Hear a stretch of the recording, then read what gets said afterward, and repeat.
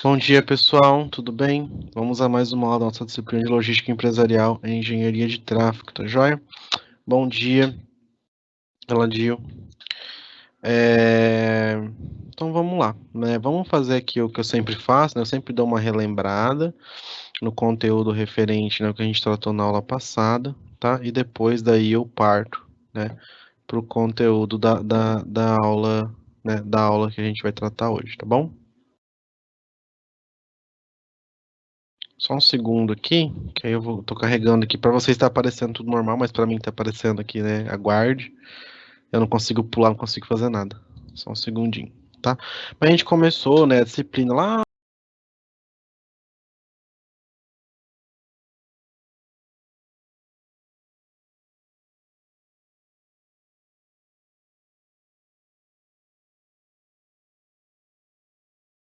no começo, falando do que era logística.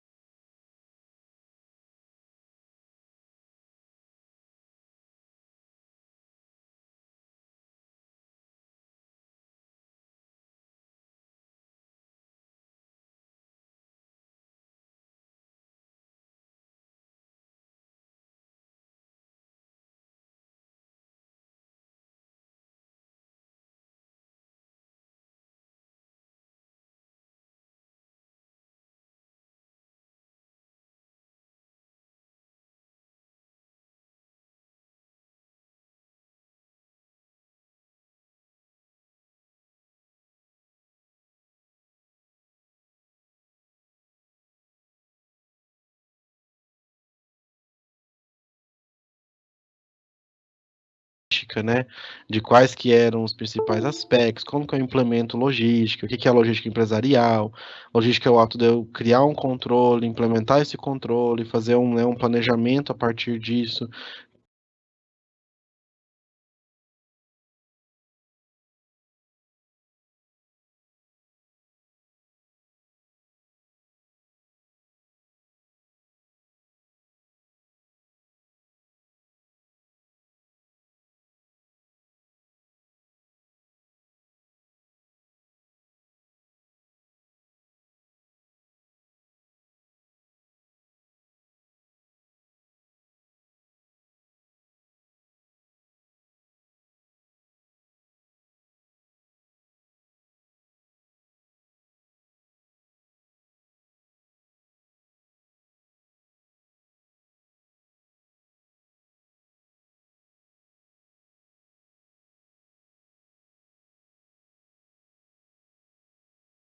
Ter um controle de tudo isso que eu planejei, né, dessa implementação ao longo do tempo.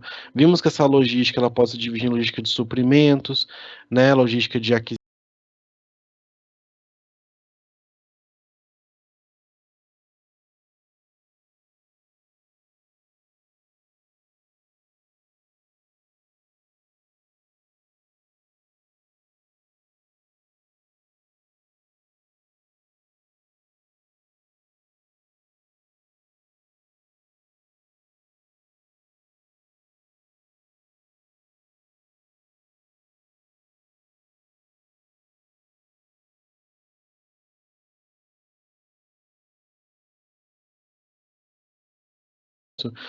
Ter um controle de tudo isso que eu planejei, né, dessa implementação ao longo do tempo. Vimos que essa logística ela pode se dividir em logística de suprimentos, né, logística de aquisição, logística de produção, logística de aquisição ou suprimentos, logística de produção e de distribuição. Isso vai depender do que é meu produto, né? Logística de aquisição, o pessoal que compra, que tem esse controle de compra, quem que é o fornecedor, qual que é o prazo que esse fornecedor tem para me entregar, quais são as condições que esse produto vai chegar, todos esses quesitos de entrada. né, a produção vai estar de acordo com o que está produzindo, seja um canteiro de obra, seja uma indústria, o que quer que seja. E a distribuição é onde eu distribuo, né, onde eu faço sair da onde está ele chegar na mão do cliente. A gente viu que a logística, né, esses conceitos, eles não eram tão aplicados anteriormente, eles começaram a precisar ser aplicados. Bom dia, Rubens. Devido à globalização. Cada vez mais as empresas não competem em âmbito nacional, né? Hoje, por exemplo, uma papelaria, ela não compete com a papelaria do lado, ela compete com uma empresa nacional, ela compete com a Amazon, ela compete com grandes grupos, né? E aí ela tem que tentar fazer o quê? Aumentar o nível de serviço e reduzir o custo. Né? Porque senão, né, ela vai ficando insustentável. A gente tem cada vez mais grandes aglomerações, e isso vai fazendo com que a logística seja cada vez mais presente nas empresas.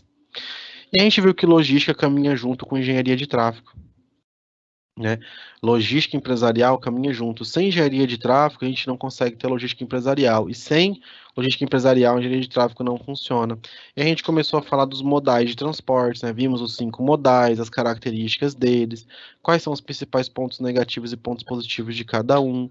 A gente viu que a solução nunca é a utilização de um único modal, mas sim a utilização da intermodalidade, né? Que é eu tentar utilizar 2, 3, 4 modais, se possível, para eu conseguir ter, né, ali uma, como posso dizer, conseguir ter utilizar o melhor de cada um, né? Tentar utilizar, olha, o modal rodoviário é bom nisso, enquanto o ferroviário é bom naquilo. Então tentar juntar essas ideias, né? Tentar utilizar o melhor de cada, o melhor que cada transporte tem para oferecer.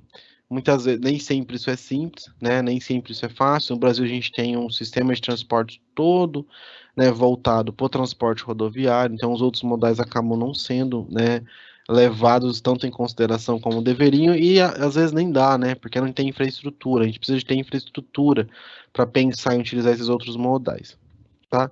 E aí, na aula passada, né, a gente partiu para o segundo bimestre, segunda metade do conteúdo, né? A aula a gente falou, né, de engenharia de tráfego, entendemos o que é engenharia de tráfego, questão de cada vez mais tem veículos maiores, as ruas das cidades de hoje elas foram construídas nos anos 80, anos 70, e aí a gente não tem mais a mesma frota de veículos que a gente tinha nos anos 70, anos 80, a gente tem muito mais carro, a gente tem muito mais veículo, né, nas ruas, e essa quantidade enorme de veículos, essa quantidade enorme de carros não tem, né, suporte, a gente não tem infraestrutura para que eles trafeguem de maneira adequada, então começa a ter vários problemas pensando aí já em veículo pessoal. Quando eu vou para o transporte público já é um outro mundo, mas também faz parte. E na aula passada a gente acabou falando um pouquinho de cada área, né, da engenharia de tráfego, porque era uma aula com um conceito um pouco introdutório, era para vocês entenderem, conhecerem o que é. E agora a gente vai começar a pincelar, vai começar, né, a colocar pingo nos is e começar a mostrar o que é cada área, como que você atua em cada um desses setores, em cada um desses contextos que a gente viu nas aulas passadas, tá bom? Então, hoje a gente vai falar de estudo das características para projeto de tráfego. Deixa eu saber se a gente tem alguma dúvida, alguma coisa aqui do recapitulando antes de eu começar, né? E aí a gente começa.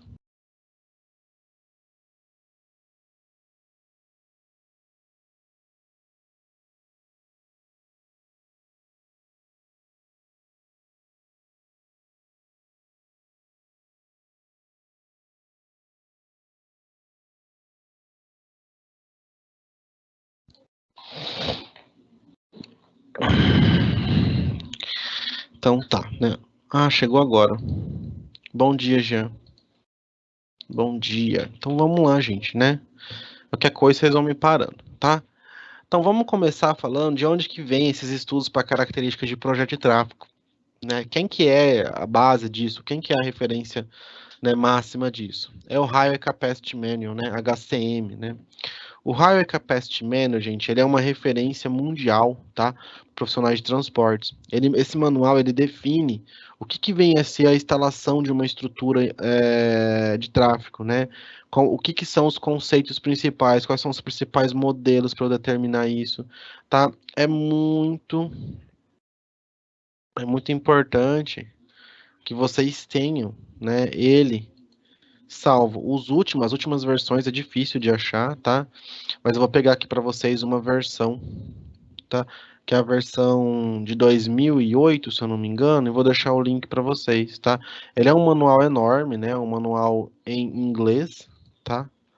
Mas é importante que vocês tenham isso salvo, porque é a partir dele que diversos conceitos, diversas nuances, né, da área de transporte são implementados. Ele é como se fosse, por exemplo, para a gestão de obras, o PMI, né, o Project Management Institute. Eles são a referência. Muitas das coisas que vocês vão ver em outros setores, em outras localidades, eles partem, né, do Highway Capacity Manual, tá bom? Então ele é a base, é a partir dele que seguem os outros, né?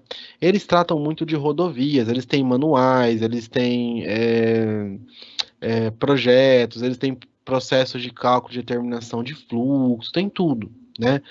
E eles definem o seguinte, né? Que a capacidade de rodovias, né, consiste na quantidade de veículos, né?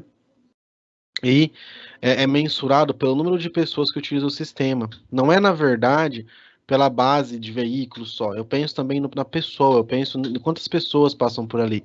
Porque, às vezes, tem que entender. Ah, nessa rodovia passam 5.000 pessoas por dia. Mas será que isso aí está contando com ônibus ou está contando com carro de passeio? Uma pessoa dentro de cada carro? Porque isso aí pode ser, né? 5.000 se eu dividir por 40, isso pode me dar 200 ônibus, né? Ou isso pode me dar 5.000 carros. Entende?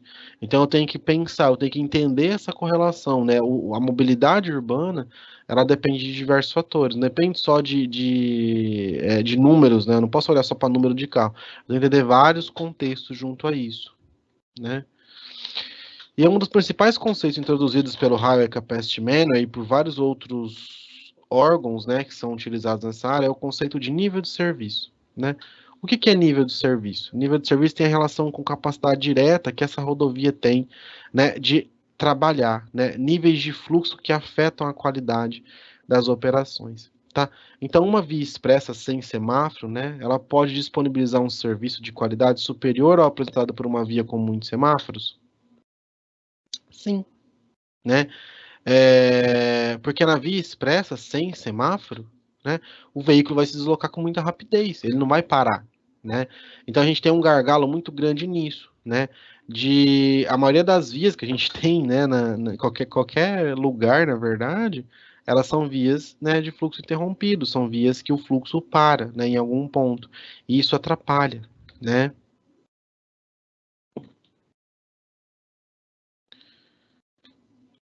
Então, esse ato de parar o fluxo em algum ponto, por mais que seja uma coisa boba, isso pode, de maneira muito grande, afetar, né, o que a gente está aqui tratando, que é tentar fazer com que a mobilidade aconteça de maneira fluida. Ah, professor, mas como que eu vou fazer? Eu tenho cruzamento, eu tenho medidas, né? Se a cidade for planejada, se a via for planejada, você consegue reduzir o máximo possível o número de intersecções,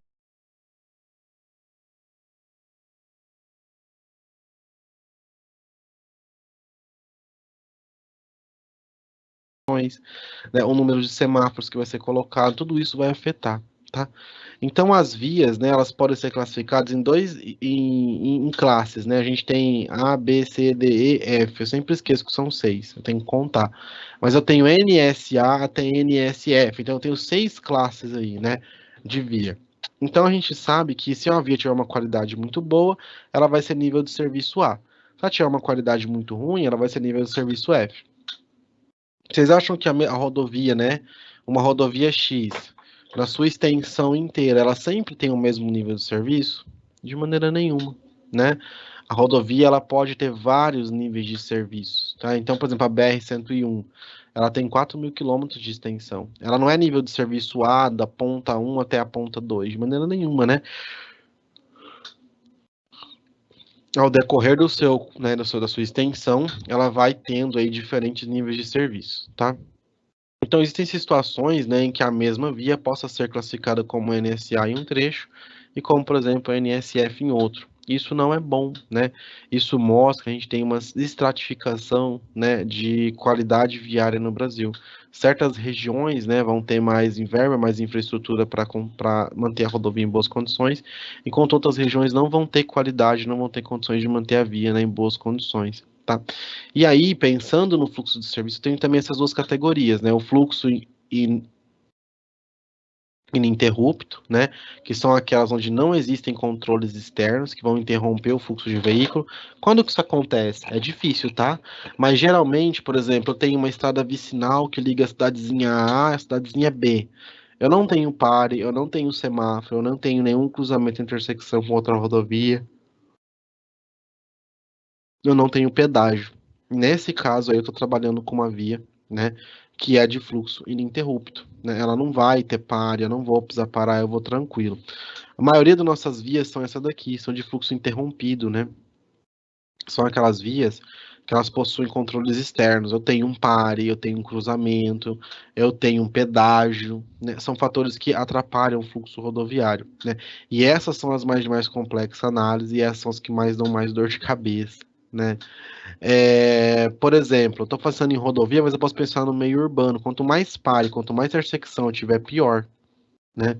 É, o exemplo da rodovia, eu acho que é mais fácil de entender. Imagina que você tem uma rodovia que está fluindo o trânsito, está bastante movimentada, mas está fluindo. Final de ano, uma rodovia qualquer. E aí, ela não tinha um pedágio. Então o fluxo fluía bem melhor. Aí eu vou e coloco um pedágio em algum ponto dela, né? O que vai acontecer? Quem já pegou rodovia final de ano, em época de feriado, né? Que tem muito trânsito, sabe? A rodovia tá até fluindo, tá bem movimentada, mas tá indo. Tá todo mundo andando ali naquela velocidade de 80, 100 km por hora, tá indo embora, né? Então tá bom. Aí você chega perto do pedágio, para. Você fica numa fila de carro uma hora. Aí você fala, ué, mas tá fluindo, por quê? Porque eu gerei uma barragem ao fluxo. É a mesma coisa que ter um fluxo de água e eu colocar uma barragem. E aí, por mais que depois dessa barragem eu tenha um vertedouro com uma certa vazão, né, saindo, eu paro todo mundo ali para dali sair. Então eu gero um ponto de gargalo, né? Então esses pontos de parada são pontos assim, eu não diria problemáticos, no sentido, às vezes eu preciso ter esse ponto de parada, às vezes é necessário, mas são pontos que geram problemas e podem gerar, né, aí situações difíceis de lidar para o pessoal da engenharia, tá? Então a capacidade rodoviária, né, para os automóveis, ela está disponível. A gente estava falando até aqui de estudos de característica. Agora vamos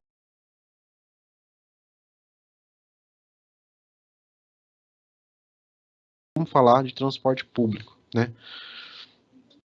Quando eu entro para o transporte público, eu posso pensar o seguinte, ó, se eu tenho um carro, eu quero sair 2 horas da manhã, eu saio. Se eu quero sair 4 horas da manhã, eu saio. Eu quero sair meia-noite, eu saio. As vias estão disponíveis 24 horas por dia para quem tem automóvel, né? E se eu tenho uma empresa, né? E se eu preciso de uma empresa de transporte coletivo? Eu tenho esse mesmo poder de escolha? Não, né? Ela está subordinada à política operacional da agência gestora, né? Então, a capacidade de veicular, né, significa o número de unidades de transporte, né, público, seja ônibus, trem, metrô, que podem ser atendidos por determinada infraestrutura. Às vezes, né, o pessoal reclama, tem que ter mais ônibus, a gente precisa de mais ônibus, né? Claro que precisa de mais ônibus, mas a gente precisa de mais infraestrutura. Às vezes a gente não tem nem a infraestrutura para que tenha mais ônibus, né? Então a ideia, sempre que a gente fala de transporte público,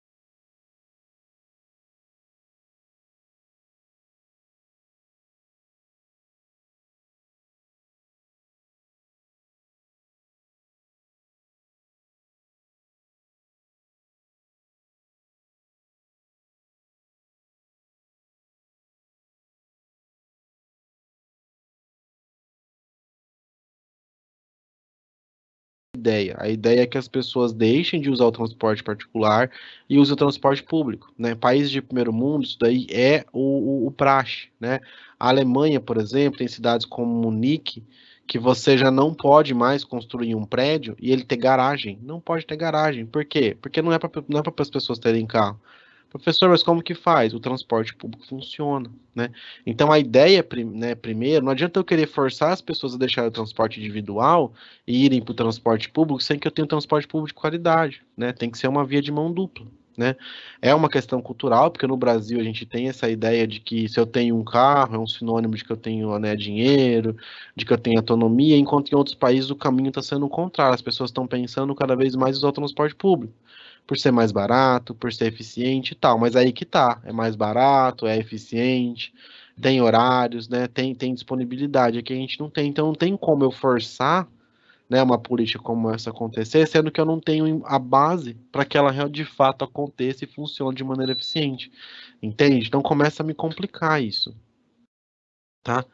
Então, nesse contexto, a gente aborda três fatores, né? Quando eu falo em transporte público, o que pode gerar conflito, que pode, que tem que ser mensurado. Eu tenho que saber áreas de embarque ou plataforma, que é o local de início do percurso, né? O quanto de pessoas, o quanto de passageiros entram e descem nessas áreas, pontos de parada, quais são as localização, local intermediário, onde as unidades de transporte público param para embarque e desembarque de passageiros. Tenho faixa de ônibus ou linha de transporte público específica? Não tenho. O que isso pode influenciar, né? A capacidade veicular de uma linha de transporte público geralmente é mensurada nos pontos de parada crítico. Por mais que eu tenha uma linha de ônibus que sai do ponto A e vai até o ponto B, e aí a gente sabe que ela vai vazia grande parte do trajeto, só da universidade para o centro, por exemplo, que lota, né? E isso daí, mas então eu não preciso pôr outro ônibus, porque, né, tá lotado só aqui, o resto tá vazio, então já é uma questão de eu talvez analisar em colocar uma linha ligando esses dois pontos e reduzir a frequência da outra linha que anda vazia, né? Só que aí a gente tem um gargalo, né? Sempre eu uso esses pontos de gargalo para mensurar, é igual estrutura, eu uso o ponto de mais fraco para eu dimensionar todo o resto. Só que o ponto de gargalo a gente não tem hoje no Brasil empresas de transporte público atuando com interesse de melhoria de qualidade de vida da população.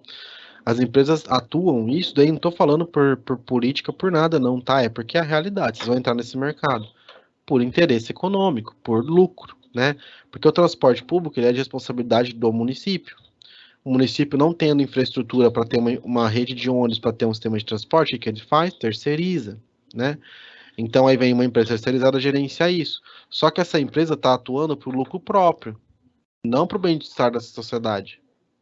E são coisas totalmente diferentes. Você ter um serviço público atuado para o bem-estar da sociedade e ter um serviço privatizado atuado para gerar lucro.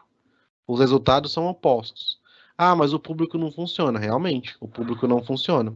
O que a gente faz? Né? Aquela coisa, atualmente, dada a situação, é melhor ter o terceirizado, que pelo menos ele existe, do que não ter nenhum. Mas o ideal é a gente ter um público que funcione para o bem-estar da população, não um terceirizado que funcione para gerar lucro. Né? Então, isso faz com que afete essa dinâmica de transporte. A gente, às vezes, não evolui por isso. Né? Mas a gente vai falar disso um pouco mais para frente. Tá? Uma coisa importante, né? Por exemplo, nas paradas intermediárias de ônibus, o veículo aguarda até o último passageiro subir. Será que eu não poderia melhorar a infraestrutura dessas paradas de ônibus para que os passageiros não tivessem nem que subir?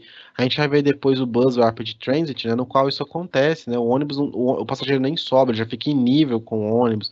Tem um ponto de ônibus, né, muito melhor e tal. Por que a gente não vai para isso? Qual que é o impedimento, né, dessa infraestrutura melhorar? Tá? E é importante destacar o que eu falei agora há pouco, né? Que como as empresas, né, são particulares e elas competem entre si, a gente não tem um compartilhamento de experiência entre os gestores dos modais, né? Isso é uma barreira, né, para a capacidade do sistema como um todo, né? O sistema não funciona bem porque, por exemplo, ao invés da empresa A da cidade A compartilhar a experiência que ela tem com a empresa da cidade B, né? Não, por que eu vou compartilhar com o meu, né, com o meu concorrente? Eu vou, na verdade, ficar quieto, para eu, né, conseguir cada vez mais ganhar cliente, cada vez mais eu concorrer mais editais para eu conseguir outras estações de transporte. Eu não vou compartilhar. Isso é muito ruim, porque às vezes, se tivesse uma gestão integrada, tivesse um compartilhamento integrado, a coisa ia funcionar. Isso é muito ruim. Isso é um retardo, né? Isso é um atraso, no sentido assim, não caminha isso não vai gerar nada de bom. Isso só vai gerar uma concorrência e cada vez mais uma segregação de informações, né? Um outro setor que a gente tem que falar de transporte público, uma outra infraestrutura, pode dizer, são as passarelas, né? Passarelas também entram aqui na engenharia de tráfego, né? São infraestruturas com o objetivo principal de separar as pessoas dos veículos motorizados, né?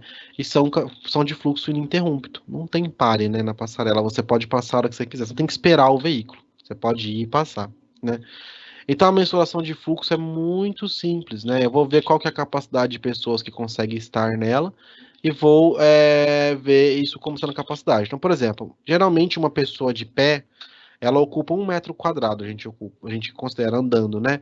Então, se a passarela tem uma área, né? Uma área de 100 metros quadrados, eu sei que pode passar 100 pessoas por vez, mais ou menos ali, tá? E a gente sempre tem que se atentar ao seguinte: a passarela ela veio para solucionar um problema, não para criar um. Então eu tenho que fazer o seguinte: tem uma via passando, eu tenho que adaptar a estrutura física da passarela à infraestrutura da via. Não é eu construir uma passarela que eu tenho que mudar a via para a passarela existir, né? Esquece essa ideia. Eu tenho que adaptar a realidade, né, para que a passarela não atrapalhe o fluxo de veículos, né? Tem gente que faz obra que ao invés de ajudar atrapalha, né? A passarela gera um problema. A ideia não é essa, tá? Uma outra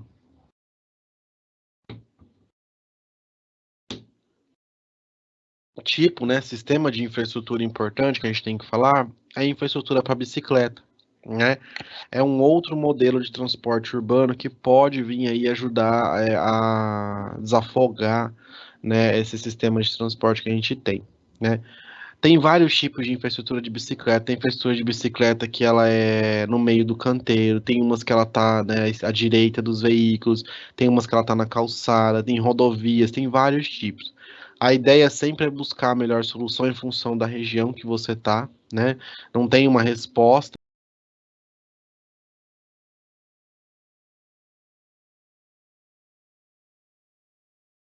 pronta. A questão do uso da bicicleta, ele deve ser muito mais divulgado, né? Deve ser muito mais é, inserido no dia a dia das pessoas, só que a gente também tem que ser realista, né? Tem cidades do Brasil que é muito quente, a cidade não tem um relevo favorável para isso, né? Então, na medida do possível, na onde der, era ideal que a gente tentasse utilizar. O pessoal fala, nos Países Baixos, na Holanda e tal, sempre usa, mas elas são regiões muito planas, né? São regiões muito fáceis. Você tem cidades do Brasil que são montanhosas, né? Não dá, mas você vai morrer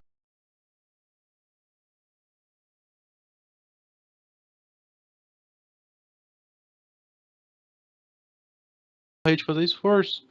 Então a pessoa não vai querer ir, né? Só que a gente tem que também normalizar pequenos trechos, né? Tem gente que liga o carro para andar 500 metros. Isso é normal. A pessoa mora num lugar que o mercado é 500 metros da casa dela, é tipo 3 quarteirões. A pessoa liga o carro para andar 3 quarteirões, né? Ah, eu trabalho a 1 quilômetro da minha casa. A pessoa não vai a pé, né? Eu não vou, tem preguiça, tal, vai de carro. Tá, por que que não vai de bicicleta, né? Aí entra num outro fator. Tem segurança viária para andar de bicicleta nesse trânsito do Brasil? Às vezes não tem também. Não tem ciclovia? Não tem. Então você entende que você tenta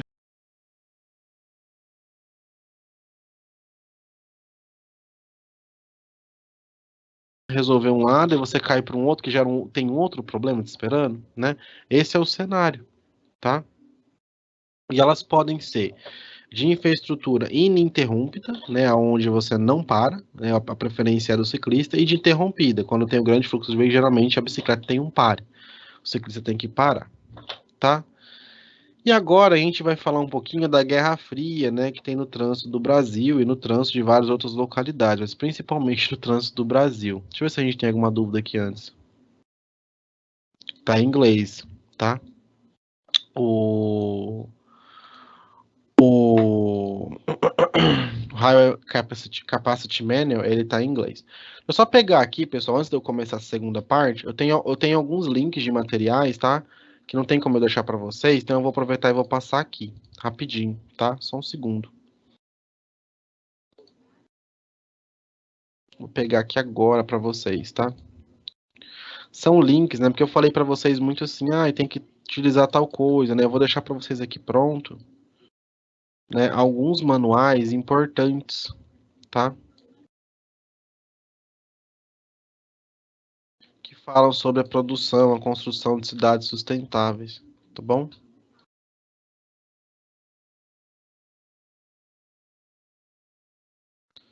Deixei aqui alguns links, tá bom?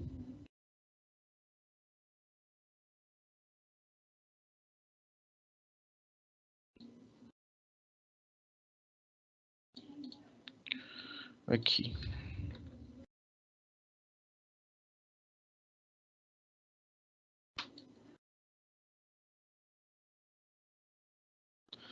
Tem um, gente, pera aí que eu quero deixar aqui para vocês, só um segundo, tá? Tô pegando aqui.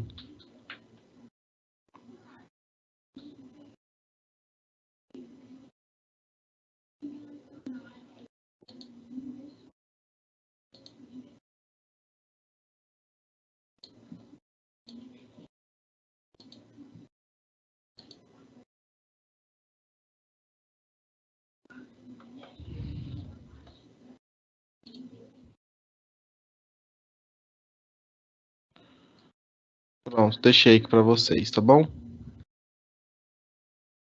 Vários links de materiais extras, tá? Não é conteúdo que vai ser cobrado em avaliação, nem nada do tipo. É conteúdo extra para quem tem curiosidade, para quem quer aprender mais, para quem quer se aprofundar, né? E ter como base depois na hora do mercado de trabalho, tá aí.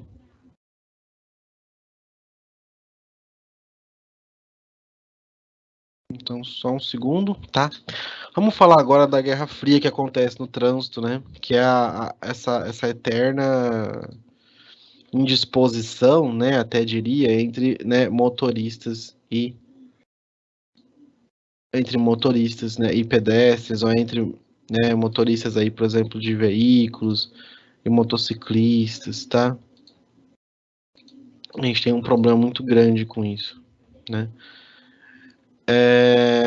Bom, a gente vai ver agora que nem tudo depende, né, só de infraestrutura. A gente tem algumas outras fatores, né? Então, especialistas falam o seguinte, né? Até é engraçado essa frase, que não precisa de especialista para falar isso, né? Que é comum a essência do conflito entre pedestres e motoristas. E o ponto mais crítico desse conflito é quando a gente chega num atropelamento, né? Nem sempre a responsabilidade por ser atribuída aos pedestres ou aos veículos, né? Tem alguns fatores que da gente da engenharia que pode afetar. Sinalização inadequada, irregularidade na via, pode ser deficiência mecânica do veículo, né? Mas geralmente o principal fator é a falta de educação entre pedestre e motorista, falta de cidadania, né? A gente sabe, né, que, por exemplo, tem gente que dirige, que eu sempre falo, né, que prefere, tem aquele ditado, né, que prefere bater para ter a razão do que simplesmente esperar, simplesmente parar, né? O paro é meu, né? Eu posso, a preferência é minha, eu posso passar, outra pessoa não parou. A pessoa prefere bater para provar que estava certo do que simplesmente frear o carro e esperar, né? Tem um ditado que sempre, eu lembro que passava até num comercial, né, que é melhor você perder um minuto do que perder a vida em um minuto, né? E aí a gente parte muito para a direção ofensiva, em vez de ser a direção defensiva, né? E aí são vários fatores que envolvem pedestres, envolvem motoristas, né? Por exemplo, o Código de Trânsito Brasileiro, né, fala o quê? Que a travessia das vias, né, seja feita pelas faixas, ela somente é permitida, né, se a distância for maior que 50 metros. Às vezes as faixas de pedestre não estão colocadas no local adequado, nem tem faixa de pedestre em certas regiões, né? A maioria dos quarteirões do Brasil tem 100 metros, nem sempre em toda esquina de quarteirão e região central você encontra, tá? Se o pedestre atravessar exatamente no meio, ele vai estar de acordo dentro da lei, senão ele está fazendo errado, tá? Mas, porém, mesmo que a pessoa esteja errada, já passando no local proibido, o motorista não tem o direito de atropelar ela, né? Não, tá passando fora da faixa, acelera e passa em cima. Não existe isso, né? Os condutores de veículos, eles esquecem, né, tanto das leis de código de trânsito quanto das leis da física, né? A gente sabe que, estatisticamente, se um veículo acima de 50 km por hora colide com uma pessoa, a chance de morte é mais de 80%. E acima de 100 km, acima de 70 km por hora, a chance é de 100%, né?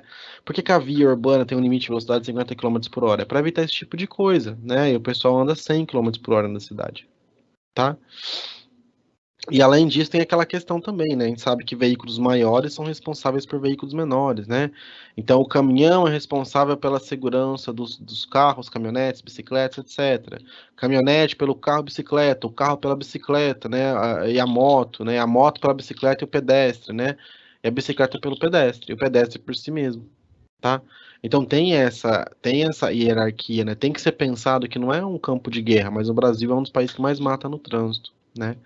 E aí a educação no trânsito, ela pode ser de duas formas de pensamento. Tem pessoas que atuam com conhecimento teórico, né, de regras, treinamento prático nas ruas, né, isso é o pessoal que às vezes nunca dirigiu e foi aprender a dirigir quando foi tirar a habilitação. E tem o pessoal, né, que às vezes atua de acordo com regras da vida familiar. Ah, meu pai falou que não precisa dar seta não, né? Dirige às vezes melhor, né? Dirigir no sentido de dirigir o carro, ter controle, domínio, tem mais experiência, dirige melhor do que a pessoa que às vezes aprendeu a dirigir na autoescola, só que é mais imprudente, né? É uma pessoa mais imprudente que ele vai de acordo com as regras do que ele viu alguém fazer, do que o pai, a mãe, o tio, o primo ensinou, tá? Então é importante lembrar, né, isso que a gente está entrando na parte de educação, que dirigir não é o direito natural, não é o direito natural do cidadão, né? É um privilégio que deve ser concedido para apenas pessoas capazes física e psicologicamente de tal. Eu sempre falo que nem sempre, né? Esse psicologicamente é atendido, porque tem gente que eu acho que sai de casa para realmente causar um acidente. Tem gente que sai para tirar racha na rua, né, que sabe que a via de 80 km por hora passa a 110 km por hora, né, que bebe, dirige. Então, é um problema porque não tem como eu controlar 100% do tempo todo mundo. Não tem como eu saber evitar que a pessoa vá fazer ou não algo errado. Eu posso punir. Só que a gente não tem uma legislação ainda de trânsito muito, né, muito eficaz. Né? Tem países que se você se envolve num acidente com morte, por exemplo, você perde o direito de dirigir para sempre. Acabou. Nunca mais você vai dirigir nada, né? O Japão, por exemplo, já teve um caso de um cara brasileiro que estava no Japão, ele foi envolvido num acidente, né, com morte. Ele foi o responsável pelo acidente, ele foi extraditado. Ele tinha cidadania japonesa, ele perdeu a cidadania e foi extraditado, né? Deportaram ele, né? Então, teria que ser um pouco mais, porque é uma coisa séria, né? Você envolve a vida de outra pessoa. E se a pessoa que fizesse o risco, ela gerasse um dano só para ela, mas não. A pessoa que é imprudente, que faz um monte de coisa errada, ela pode tanto se matar, mas na maioria das vezes ela faz o pior. Ela mata um pai de família, ela mata uma criança, ela mata uma mulher, ela mata uma mulher grávida, ela atropela uma mãe de alguém, né? Ela atropela uma mãe de família, uma pessoa que trabalha para sustentar os filhos. Então, esse é o problema, né? Às vezes o dano é gerado por uma pessoa que não tem nada a ver com a sua imprudência, tá? Tá? Então, a cada vez mais a gente tem a necessidade da intervenção das autoridades, né? Referente à aplicação de testes psicológicos. O objetivo principal é negar, né, a licença a todo cidadão que não mostrar competência, mas ainda assim eu acho que é um pouco brando, tá? Os limites de velocidade, né, eles como que são definidos? Dependem de diversos aspectos, né? Em relação às condições da via, depende da visibilidade, locais que eu tenho pouca visibilidade, curva geralmente tem um limite de velocidade reduzido. A cidade, tô na cidade onde vai ter mais pedestre, o limite de velocidade é menor, tô numa via rural, uma rodovia que não vai ter ninguém, então o limite de velocidade pode ser maior, né? Então eu preciso estudar o local que a via está inserida para eu saber qual que é o limite que eu vou adotar. Mais frente a gente vai ver tudo isso, tá? Aderência também é um fator, locais onde tem sempre molhado, né, neblina, tem que tomar cuidado no processo de frenagem, local onde chove muito, tá? Depende também da condição mecânica do carro tá com pneu bom, tá? A compensação de inclinação de curvas, alguns locais têm, né, curvas inclinadas para o veículo,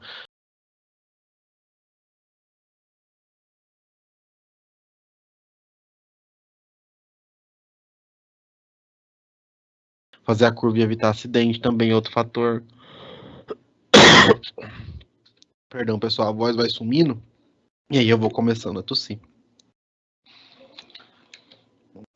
Então, em janeiro de 2015, só pra você ter uma noção, né?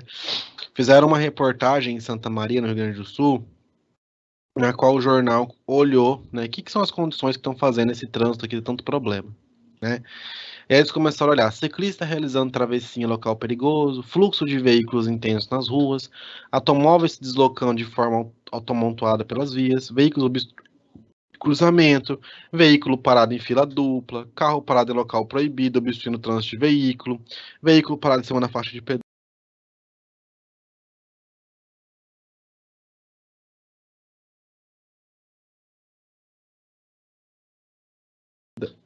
pedestre, motociclista ultrapassando, costurando os carros, né? Você pode ver que isso aqui eu listei só alguns dos fatores que a gente está vendo todo dia, a gente está normalizando, né? São todos fatores que podem vir a influenciar, né, na engenharia de tráfego, na questão de como que essa mobilidade está acontecendo, né? Só por critério de conhecimento, o material de vocês traz uma classificação básica dos veículos, vou deixar aqui com vocês, né? A gente tem veículos de coleção, geralmente caminhão e algum outro veículo antigo, né? Veículo de placa preta. Tem o veículo de carga, né? Que entra aí o caminhão, caminhonete e outros. Veículos mistos, né? Caminhoneta, utilitários em geral. Veículos de tração, né? Trator, caminhão e outros. Veículos de competição, né? Carros de corrida. Veículos especiais, né? Um veículo que, né? Por exemplo, veículo que coleta de lixo. Veículo que faz pintura de faixa, né? Veículos de passageiro. Veículo para pessoas com necessidades especiais, tá? E veículos de passageiros, né? Que é o automóvel, ônibus e outros, tá?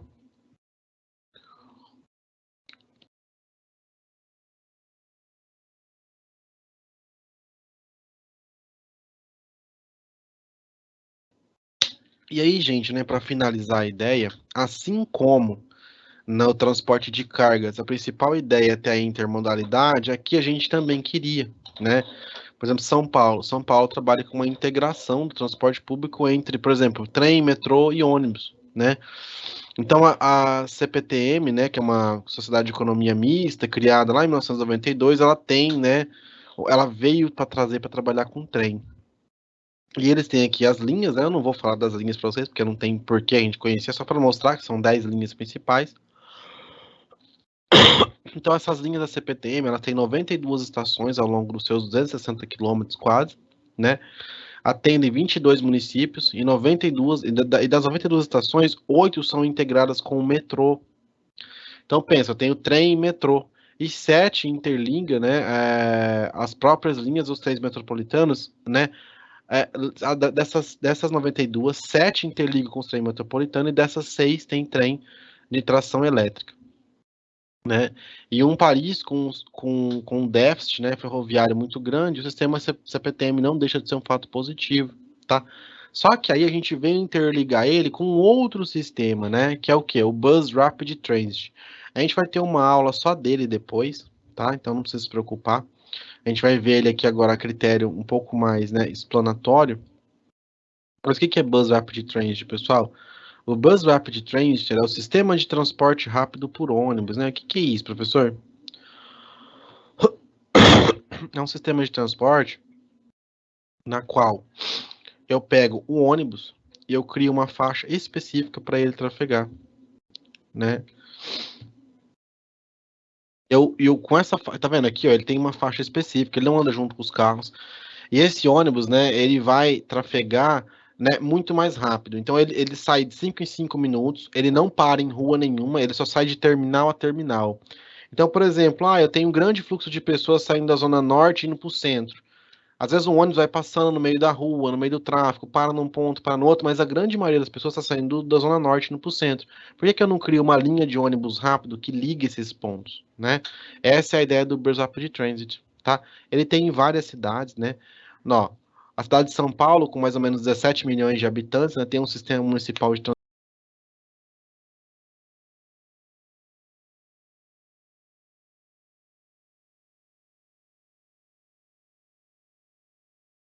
transporte composto por uma rede integrada de veículos, com capacidade de racionalizar o uso dos meios de transportes, com deslocamento considerado rápido. Isso aqui surgiu em Curitiba, tá? Hoje, São Paulo tem 10 corredores exclusivos para o ônibus, né? sendo que o corredor Tiradentes é considerado um sistema BRT, que por conceito é um ônibus articulado que circula através de uma rede de canaletas exclusivas, ou faixas exclusivas.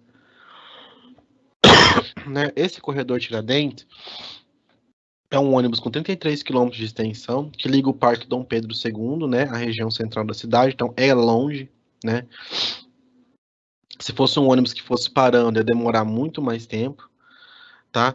Então, o primeiro trecho do Bus Up Train em São Paulo foi inaugurado em março de 2007 e faz essa conexão, né? Atualmente, os ônibus partem a cada 3 minutos, então é muito rápido, é um atrás do outro. Deslocam por via elevada cerca de 40 mil passageiros por dia, né? Circulam entre 4 estações da região da Avenida do Estado e Junta Provisória, né? Próximo ao bairro do Ipiranga, e utilizam como ponto de apoio os 2 terminais. É importante destacar que a cidade de São Paulo, né, cerca de 55% das viagens motorizadas utilizam o transporte coletivo, né, e deslocam aí cerca de 6 milhões de passageiros nos dias considerados úteis, tá? Então a gente pode afirmar, né, que o destaque fica para o Bus Up Trains que a gente tem já em Belo Horizonte, em Brasília, Fortaleza, Goiânia, Porto Alegre, Recife, Sorocaba, tem um monte de outras cidades, São Paulo, Uberlândia, mas ele surgiu em Curitiba, e Curitiba foi modelo por ele, né, e ele foi implementado em vários países do mundo, a gente não é uma coisa nacional, Curitiba foi premiada quando lançou, né. E aí alguns dados, né? O que é importante saber no Bus Up Trains? Quando a gente vê lá na frente, a gente vai falar disso, né? São os terminais, né? São as áreas onde as linhas de ônibus possuem seus pontos de chegada e partida, então ele só para e sai do terminal, né? Em São Paulo tem hoje mais ou menos 28 terminais, né? Municipais e um terminal intermunicipal com estrutura para receber e atender passageiros e realizar serviços de carga e aquisição, né? Do cartão do bilhete único. Eu tenho que chegar no lugar que eu entro e saio de pessoas, eu também posso comprar o meu cartão ali, tá? Tem as paradas, o Bus Up Trains, muito dificilmente ele tem parada que não seja no terminal, ele vai de terminal a terminal, né? Mas eu posso ter isso, os corredores são essas faixas exclusivas para esses ônibus de grande porte, tá? E o primeiro corredor de BRT implantado com sucesso no Brasil, que funcionou, foi, né, o corredor de São Mateus, mas o sistema de transporte mesmo, né, ele vem da cidade de Curitiba, tá bom? Mas a gente vai entrar mais um pouco a fundo nele nas próximas aulas, tá? O Eladio mandou aqui, né? Alguns motoristas não têm noção de fluxo, chegam perto de radar de 60 km por hora, no radar reduzem para 40, né? E nas nossas autoescolas ensinam muito mal, só ensinam a passar na prova do Detran. Perfeito, né? É isso mesmo. Não tem, mas entra também numa questão cultural, né? O pessoal acha que não tem problema, né? Tanto faz, não vai, ninguém vai saber que eu corri mesmo, né? Até que inventarem, já um radar que consegue saber se você correu no meio do caminho, né? Porque ele mede a velocidade no ponto A e vê quando você passa lá no outro radar. Ele sabe, por matemática, né? Como que é a velocidade na física? A velocidade é distância sobre tempo.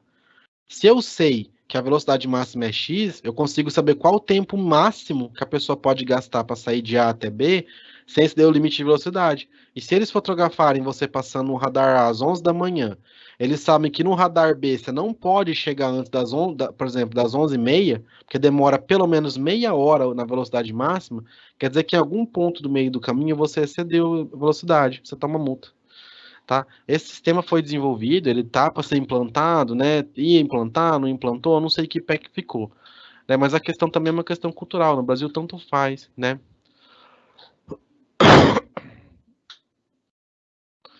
Oi, Ivanildo, bom dia. Legal, Ivanildo, né? Ó, bom dia, professor. Eu optei em utilizar o transporte público, eu moro em São Paulo. O setor público poderia ter ações para melhorar o transporte, né, em todos, exatamente, né? A ideia é que a gente tivesse transporte público de qualidade e que o veículo, né, particular, fosse para passeio, né, fosse para um final de semana, para situações esporádicas, né? E conseguir todo mundo o máximo possível utilizar o transporte público para tudo. E a gente está vendo ao contrário, né? As pessoas estão buscando comprar veículos para sair do transporte público, porque o transporte público não tem qualidade, né? A gente está caminhando no caminho contrário dos países envolvidos.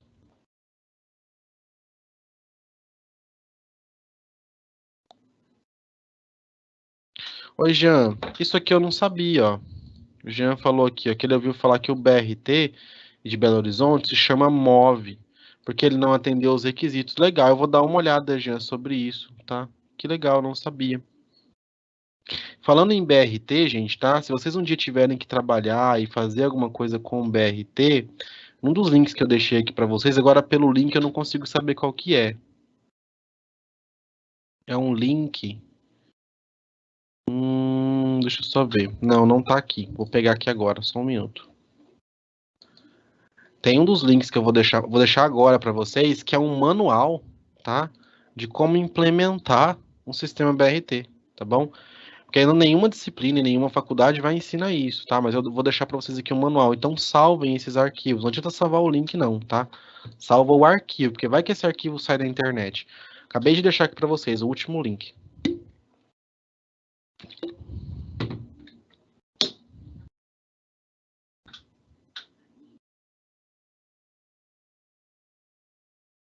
E aí, pessoal, vou aqui para tirar dúvida, tá? Caso tiver alguma dúvida, quiser perguntar alguma coisa, pode ficar à vontade.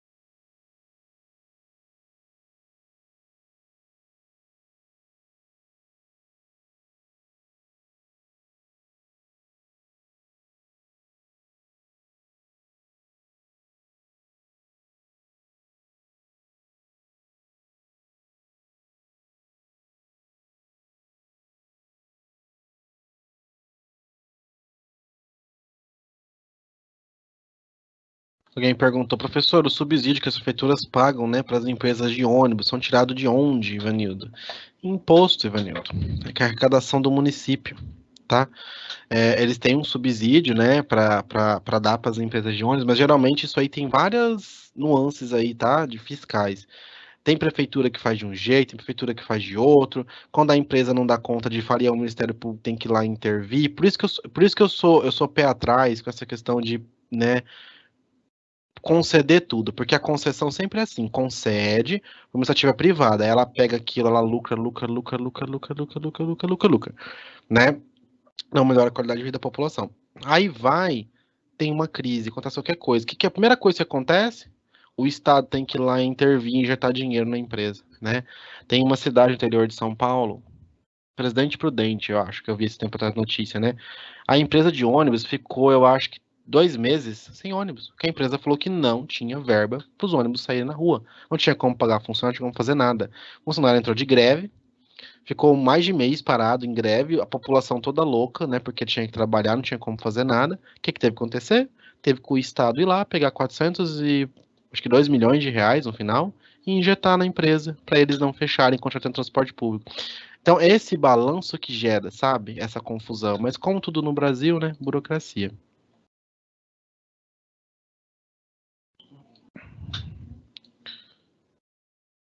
Se a gente tem mais alguma dúvida.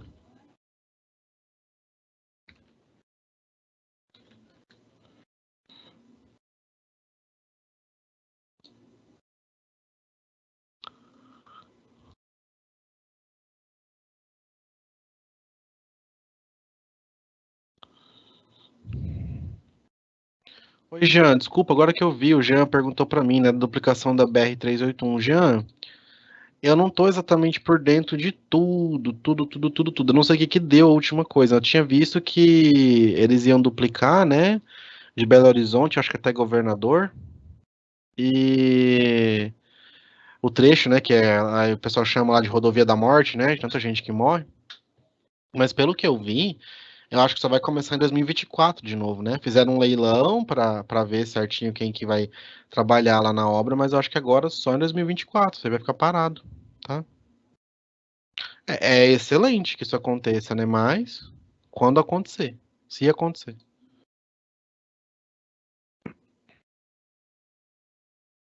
Bom, bom, pessoal, a gente encerra por aqui nosso conteúdo de hoje, tá bom? Se cuidem, tá? Bom final de semana para vocês, bom descanso e até a próxima, pessoal. Tchau, tchau.